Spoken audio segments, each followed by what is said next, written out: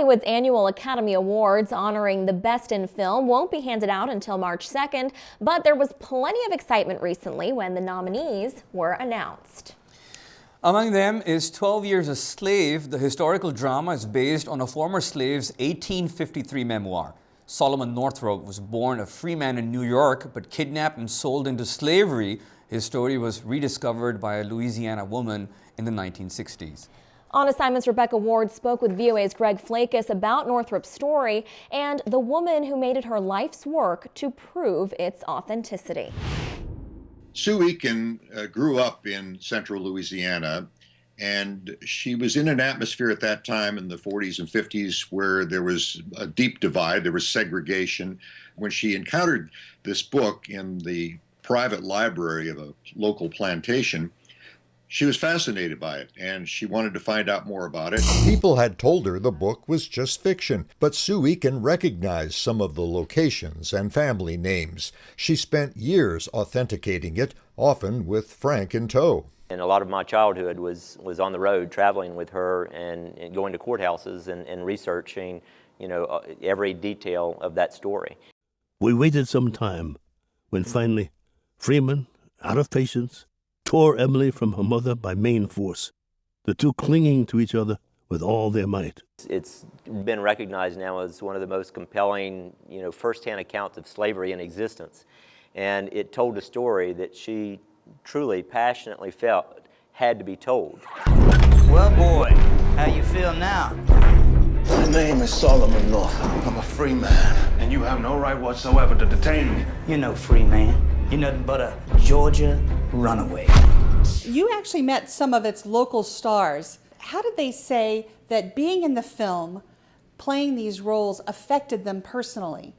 This is obviously one of the traumatic stories of the African Americans in the United States, the majority of whom are in fact descended from slaves. And so, yeah, it had a deep impact. I was talking to, there are two actors in particular that I've come to know, Deneen Tyler and her daughter, Devin.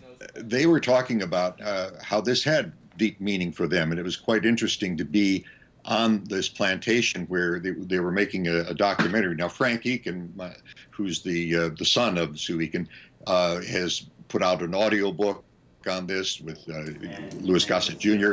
And so Louis Gossett Jr. was there at this plantation near Bunkey, along with the Tylers and a number of other people, for a documentary they're doing on present-day race relations in that area.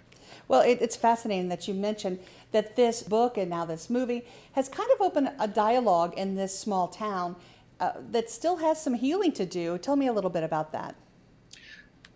The situation in Bunkey today is not one of racial strife or anything of that sort, but there's a majority black population and there's a white population, and it's almost as if they live in two different worlds. And it's on both sides. We encountered a young black woman who was about 18 or 19 years old who had moved to Baton Rouge, of course, a little bit larger city. And she was talking about how she couldn't really stand being in Bunkey anymore because of the attitude. And she recounted the story about how she wanted a white friend to come over to her house and visit, and her parents were against the idea. There's a mistrust and there's a sort of an animosity that still exists in the town. The town has, for example, not even one black policeman, and it's a town with a majority black population. And these are kinds of things that they're trying to get into the dialogue and try to talk to each other about. And the initial meeting there that we had was quite interesting because the people did come together and they did talk about these things. The mayor was there, for example. Hopefully through our dialogue, some things will come out that possibly hasn't been discussed in groups before, that maybe we can address those issues if there's issues on either side. By the way, that house where we were doing this project, or where they were, where Frank Eakin and his friends were doing this, this is a house where Solomon Northup once played the fiddle.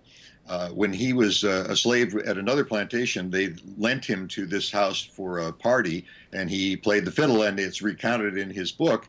And that was one of the ways that the present owners of the property were able to verify that that property had been there since the 1850s.